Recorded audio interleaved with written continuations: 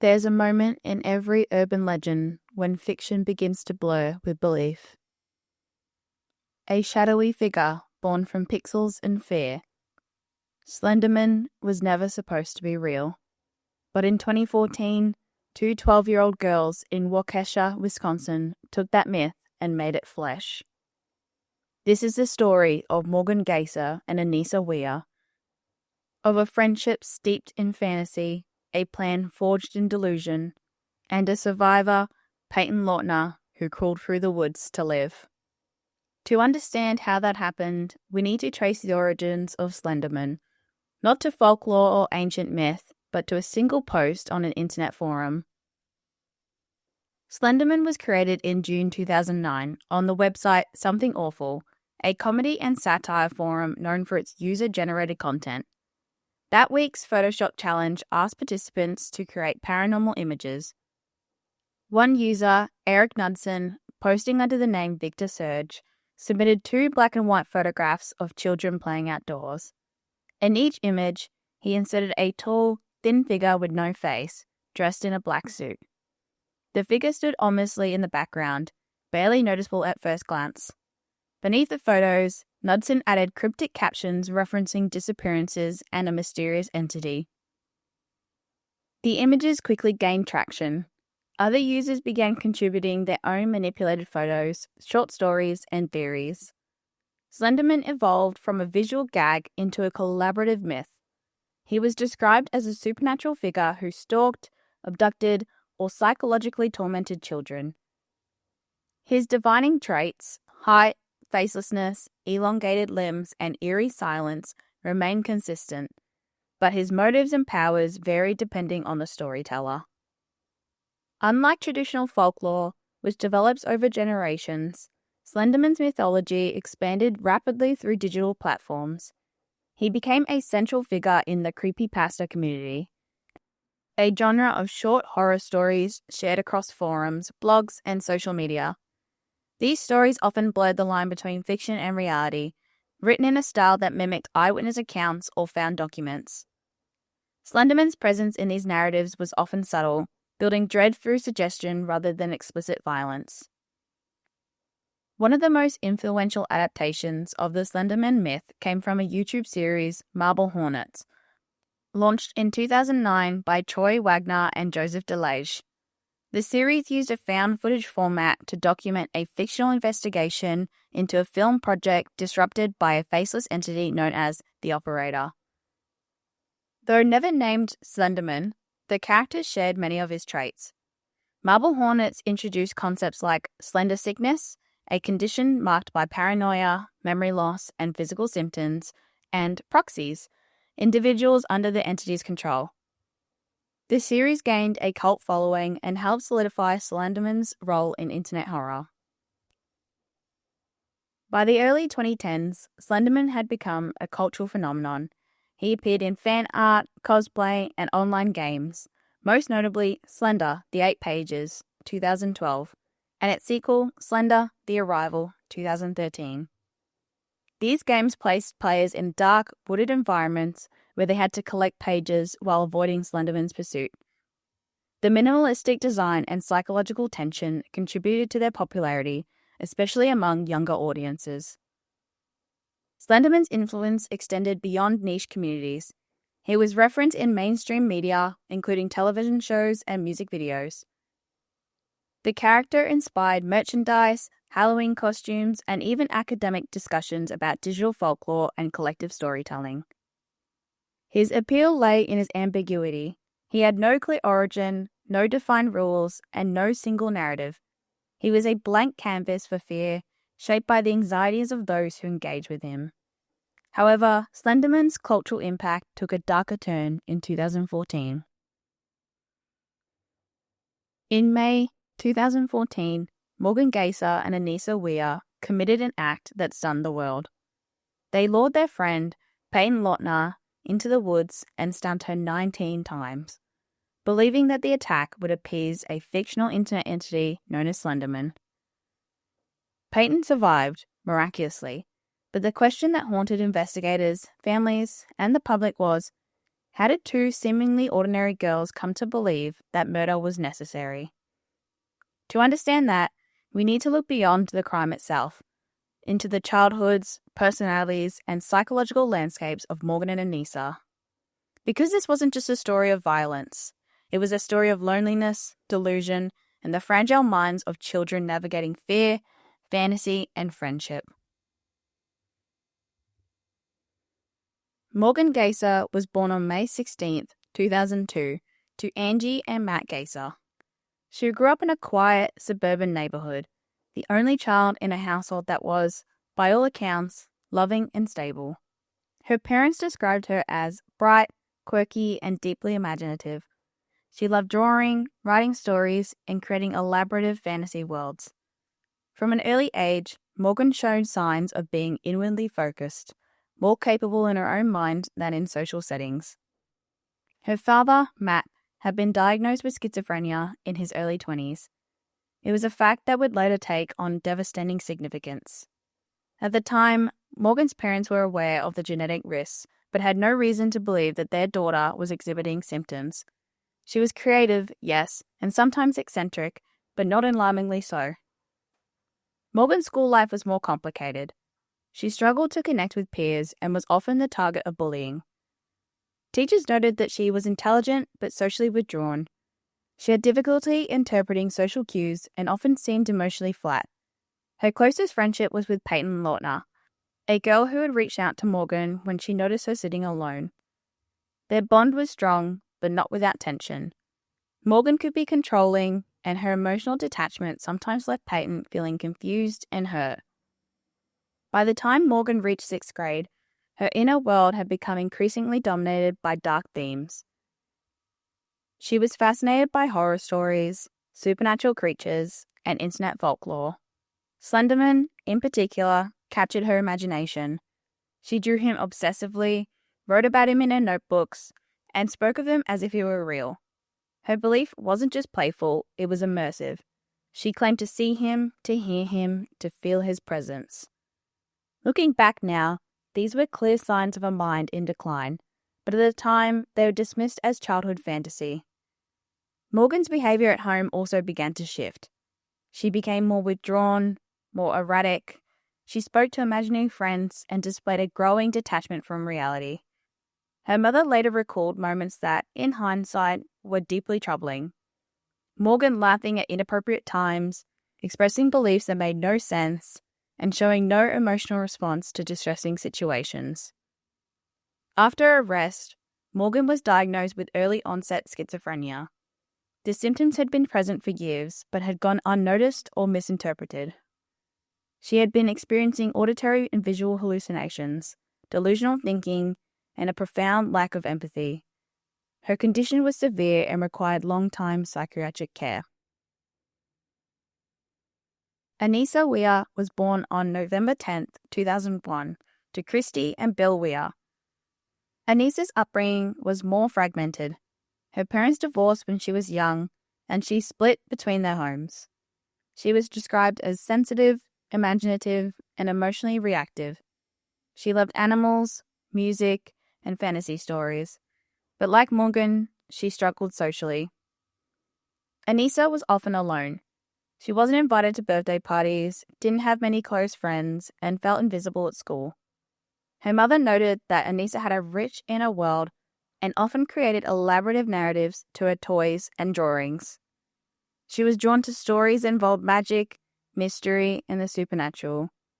When she met Morgan on the school bus, the two quickly bonded over their shared interests, especially their fascination with Slenderman.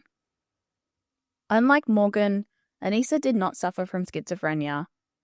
She was highly impressionable and deeply influenced by Morgan's beliefs.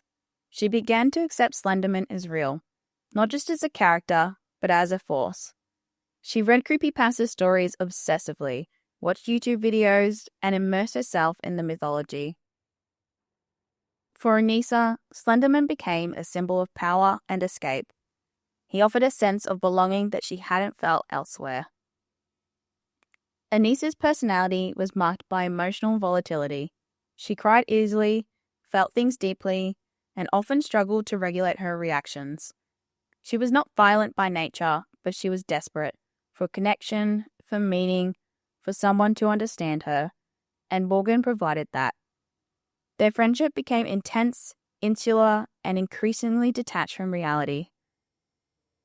Psychologists later described Anissa as suffering from shared delusional disorder, a condition in which one person adopts the delusions of another. She believed in Slenderman because Morgan did. She feared him because Morgan did, and she acted out of fear, not malice. Her role in the events that followed was shaped by that dynamic. She was not the instigator, but she was a willing participant. She believed she was doing what was necessary.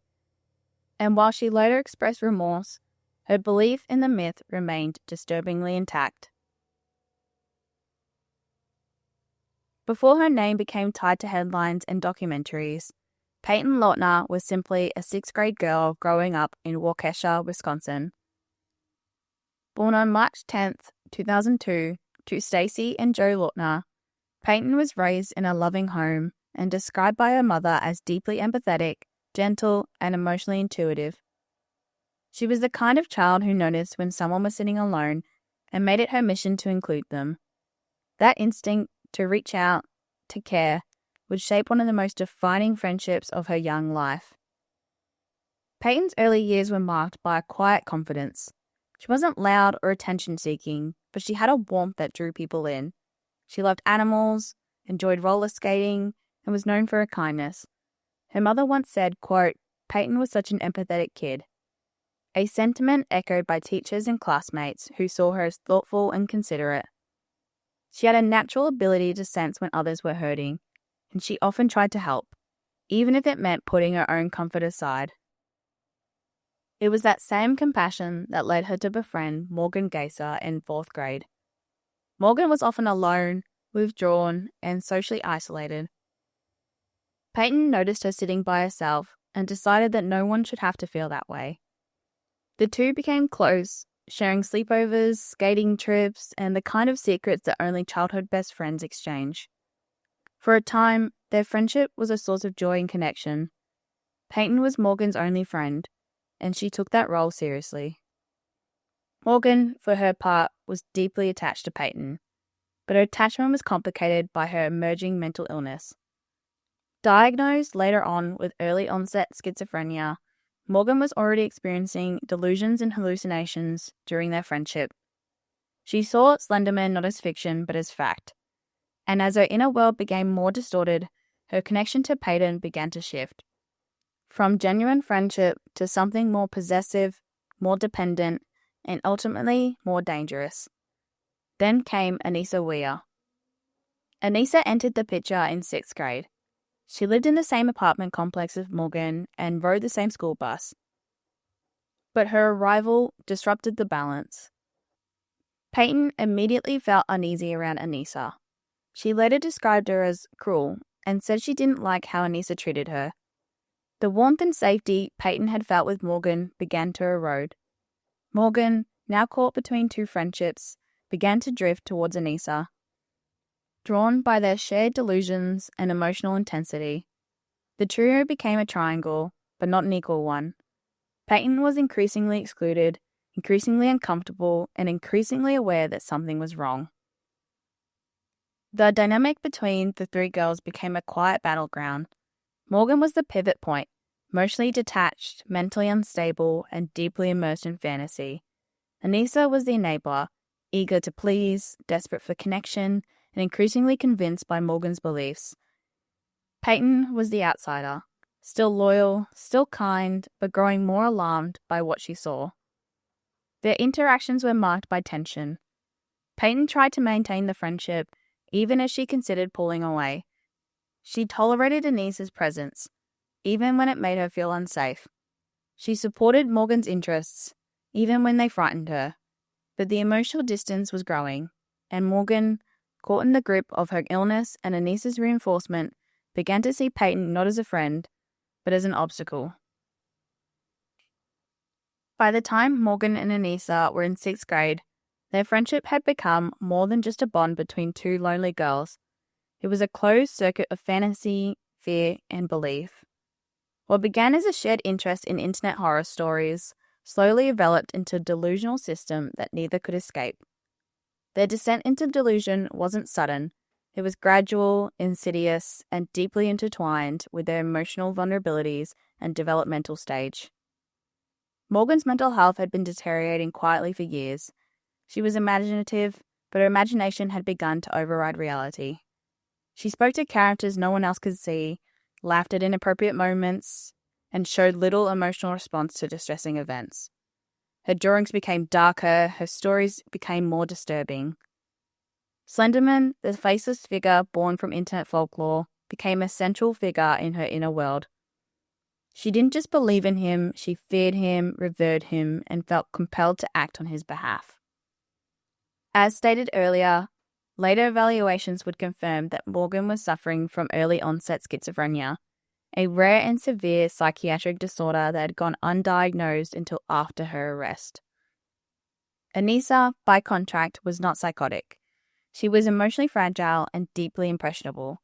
She had long struggled with feelings of isolation and rejection, and her friendship with Morgan offered a sense of belonging she hadn't felt elsewhere. Anissa immersed herself in the Slenderman mythos, reading creepypasta stories and watching videos that blurred the line between fiction and reality. The website's content, fake police reports, medical files, and testimonials were designed to mimic authenticity, and for a 12-year-old girl, it was convincing enough to feel real. Together, Morgan and Anissa created a closed belief system. They reinforced each other's fears, validated each other's fantasies, and built a narrative in which Slenderman was not just real, but powerful and dangerous. They believed he could kill their families if they didn't obey him. They believed they could become his proxies, servants who lived in his mansion deep in the forest. And they believed that violence was the only way to prove their loyalty. This shared delusion was fueled by their developmental stage. At 12, the brain's judgment and impulse control are still forming. As one psychologist put it, quote, "They have really good accelerators, but not very good brakes." The intensity of their friendship, combined with their immersion in online horror and Morgan's untreated illness, created a perfect storm. They weren't just playing pretend, they were living inside a fantasy that had become their reality. Their plan to attack Payton wasn't born overnight. It grew slowly, in the quiet corners of a friendship that had turned inward.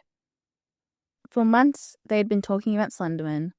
At first, it was just a fascination, then it became obsession, and eventually it became a mission. Morgan, already showing signs of schizophrenia, believed Slenderman was real. She thought he lived in the woods of northern Wisconsin, that he could read her thoughts, and that he would kill her family if she didn't obey him. Anissa, emotionally vulnerable and socially isolated, adopted Morgan's illusions as her own. She believed that they were being watched, that Slenderman had chosen them, and that they had to prove themselves worthy. Their plan was to become proxies, but to earn that place, they believed they had to kill someone. Not just anyone, someone close, someone who mattered. So they chose Payton Leutner, Morgan's best friend since 4th grade. Payton had been kind to Morgan, had stood by her when others didn't, but by 6th grade, their friendship had begun to fray. Morgan had grown more withdrawn, more erratic. Anissa had entered the picture, and Payton felt increasingly pushed aside. Still, she remained loyal. The girls began planning the attack months in advance. They researched how to kill someone quickly. They discussed different methods: duct tape, knives, even sleeping pills. They debated where and when to do it. At one point, they considered attacking Payton in a public bathroom, where they could lock the door and carry out the plan in private. But they decided instead to wait for Morgan's birthday sleepover, a tradition where she was allowed to invite 2 friends. That year, she chose Payton and Anissa. On May 30th, 2004, the 3 girls gathered at Morgan's house. They played dress up, roller skated, and ate breakfast for dinner. They painted nails and watched Percy Jackson, Sea of Monsters. It was, by all appearances, a typical sleepover, but beneath the surface, Morgan and Anissa were preparing for something else. They had originally planned to carry out the attack that night while Payton was sleeping. Morgan had even hidden the knife in her backpack, but when the moment came, they lost their nerve. The next morning, May 31st, they tried again. They woke up, ate donuts, and asked Morgan's mother if they could go to the park. She said yes.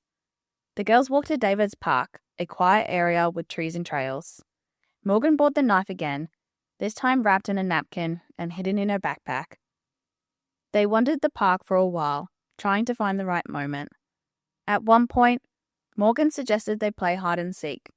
It was a way to isolate Payton, to lure her into the woods without raising suspicion. Once in the woods, the plan faltered. Morgan handed the knife to Anissa, but Anissa couldn't go through with it. She returned it to Morgan. They tried again. Morgan told Payton to lie down, claiming she wanted to cover her with leaves as part of the game. Payton refused. The tension was building. Anissa later said she walked away and told Morgan, "Now." That was the signal. Morgan tackled Payton and began stabbing her, 19 times. Wounds to her arms, legs, and torso. One stab missed a major artery by less than a millimeter. Another pierced her diaphragm. Payton screamed, begged them to stop. Morgan told her to be quiet and lie still so she could lose blood faster. Then the girls left her there, alone in the woods. They believed she would die. They believed Slenderman would be pleased, and they began walking towards the woods of northern Wisconsin, convinced they were on their way to his mansion.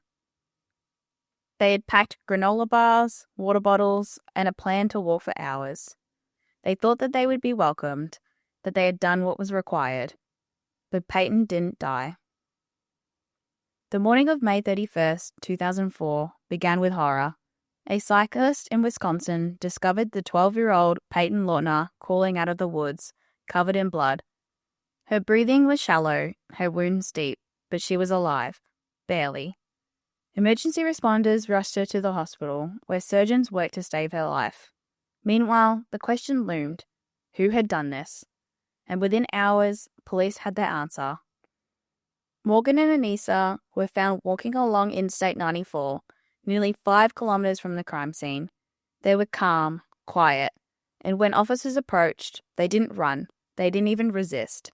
They simply explained that they were on their way to Slenderman's mansion in the forest. The officers were stunned. What had initially appeared to be a brutal act of violence was quickly revealing to be something far more disturbing, a crime rooted in delusion. The girls were separated and brought in for questioning. What followed were 2 of the most chilling interrogation tapes ever recorded involving children. In the footage, Morgan sits with her arms crossed, emotionally detached, speaking in a flat tone. She refers to Payton as, quote, "my best friend since 4th grade, but shows no remorse." When asked why she stabbed her, Morgan replies, quote, "it was necessary." She believed Slenderman would kill her family if she didn't follow through. Anissa's tape is different. She's visibly shaken, crying at times, and expresses guilt, but she also speaks with conviction. She tells detectives that Slenderman watches you, that he lives in the woods, and that she and Morgan were trying to become his proxies. She admits to helping plan the attack, but says she couldn't bring herself to stab Payton. That part, she says, was Morgan's role. Investigators quickly realized they were dealing with more than just a violent act. They were dealing with a shared delusional belief system. The girls had spent months researching Slenderman on creepypasta websites, reading stories that blurred the line between fiction and reality. They believed he could teleport, control minds, and punish those who disobeyed him. They believed he was real. Police searched Morgan's bedroom and found disturbing drawings, images of Slenderman, dismembered Barbie dolls, and cryptic messages. The level of obsession was clear. But what was less clear was how deeply Morgan's mental health had deteriorated. In the weeks following the arrest, she underwent psychiatric evaluation and was diagnosed with early-onset schizophrenia. As stated earlier, she had been experiencing hallucinations and delusions for years, including conversations with imaginary figures and a belief that Slenderman was watching her. Anissa was found to be suffering from the shared delusional disorder. She was emotionally vulnerable, socially isolated, and deeply influenced. Her role in the crime was shaped by fear, loyalty, and a desperate need to belong. Immediately after their arrest in 2014, both Morgan and Anissa were charged with attempted first-degree intentional homicide. Under Wisconsin law, juveniles as young as 10 can be charged as adults for serious felonies, and the gravity of the crime left little room for leniency. Prosecutors argued that the planning, intent, and brutality of the attack warranted adult charges. Defense attorneys pushed back, filing for a reverse waiver to move the case into juvenile court, where the focus would be on rehabilitation rather than punishment. The judge denied the waiver. The case would remain in adult court. From the beginning, the defense centered on the girls' mental states. Both entered pleas of not guilty by reason of mental disease or defect. For Morgan, the diagnosis was clear and devastating: early onset schizophrenia. She had been experiencing the hallucinations, delusions, and emotional detachment long before the attack. For Anissa, the picture was more complex. She was not psychotic, but she had developed a shared delusional disorder. The two cases proceeded on separate tracks. In 2017, Anissa accepted a plea deal. She pleaded guilty to attempted second-degree intentional homicide as a party to the crime. Her mental state was put before a jury, who found that she was not criminally responsible due to mental illness.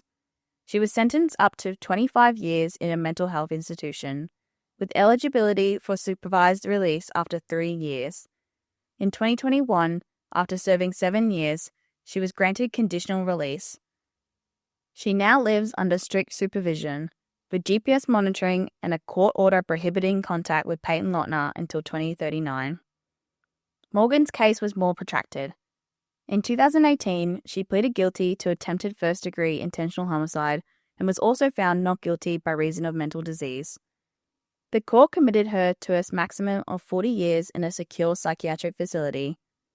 Morgan has since petitioned for conditional release, and in 2025, a judge granted her request, allowing her to transition into supervised community living. Payton Leutner's survival wasn't just physical, it was emotional, psychological, and deeply personal. On May 31st, 2014, she was left for dead in the woods by 2 girls she considered friends. Stabbed 19 times, she crawled through the dirt and leaves, clutching trees for support until she reached a back path where a passing cyclist found her. Her body was broken, but her will to live was intact. That moment marked the beginning of a long, painful journey, not just of healing, but of reclaiming her life. In the days that followed, Payton underwent emergency surgery. One stab wound had missed a major artery by the width of a human hair. Another had pierced her diaphragm. She couldn't speak, so she wrote on a whiteboard to communicate with doctors and police. Her physical recovery was grueling, but it was the emotional aftermath that lingered. She'd been betrayed by her closest friend. She had been hunted by delusion, and she had survived. Over the years, Payton has rebuilt her life with quiet strength. She returned to school, graduated, and pursued a career in medicine, driven by the very trauma that nearly took her life. She's spoken publicly only a handful of times, choosing privacy over publicity, but when she has spoken, her words have been clear. She forgives Morgan's mother, but not Morgan. She sleeps with scissors under her pillow, and she struggles with trust, and yet she moves forward. Slenderman was never real, but belief in him was, and that belief, shared, reinforced, and acted upon, nearly cost a child her life. Internet horror myths like Slenderman are dangerous not because they're inherently violent, but because they blur the line between fiction and reality in ways that are especially potent for young, vulnerable minds. These myths are crowdsourced, constantly evolving, and often presented in formats that mimic authenticity: fake police reports, medical files, and eyewitness accounts. For children and teens, especially those struggling with isolation and mental illness, these stories can feel real. They can become real. Slenderman's facelessness is part of his power. He's a blank canvas, a projection of fear, loneliness, and the unknown. Psychologists suggest he taps into primal anxieties: fear of being watched, fear of losing control, fear of the void. And because he's not tied to any one narrative, he can be anything the reader needs him to be: protector, punisher, God. In the case of Morgan and Anissa, Slenderman became a justification, a moral compass, a reason to act, and that's where the danger lies. When myth becomes motive, when storytelling becomes belief, when the internet with all its creative freedom becomes a breeding ground for delusion. This isn't about censorship, it's about education, about helping young people understand the difference between fantasy and reality, about recognizing the signs of mental illness early, about creating safe spaces for curiosity without letting fear take root. The case is not a tragedy born of mystery, it's a tragedy born of choice. Two young girls who planned, prepared, and carried out a brutal attack against someone who trusted them. Payton Leutner was not just a victim, she was a friend, she was kind, loyal, and for that she was targeted. What happened in the woods was not a misunderstanding. It was not a moment of confusion. It was a deliberate attempt to kill, driven by a warped belief system and a disturbing obsession with a fictional character. Morgan and Anissa may have been children, but they made a choice, one that nearly cost Payton her life. And yet, Payton survived. She crawled out of the woods, bleeding and alone, and chose to live. Her recovery has been quiet, deliberate, and courageous. She has rebuilt her life not because of what happened, but in spite of that. Her strength is not just physical, it's emotional, it's moral, and it's the kind of resilience that defies explanation. This case also forces us to confront the darker corners of digital culture. Slenderman was never real, but the belief in him was. And when belief is left unchecked, when fantasy is allowed to fester in isolation, it can become dangerous, especially for young minds, especially when no one is paying attention.